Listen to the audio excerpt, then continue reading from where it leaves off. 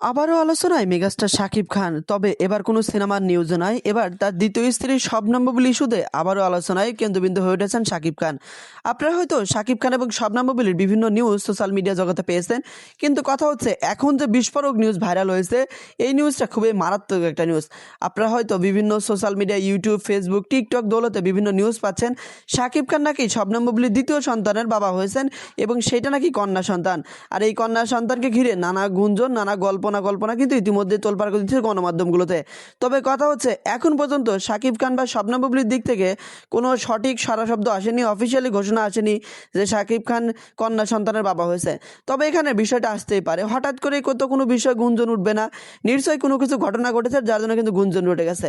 বেশ কিছুদিন আগে শাকিব খানের সাথে ইউএসএতে ছিলেন অপু বিশ্বাস, তারপরে থেকে গুঞ্জন উঠে যায় তিনি নাকি দ্বিতীয় সন্তানের মা হতে চলেছে।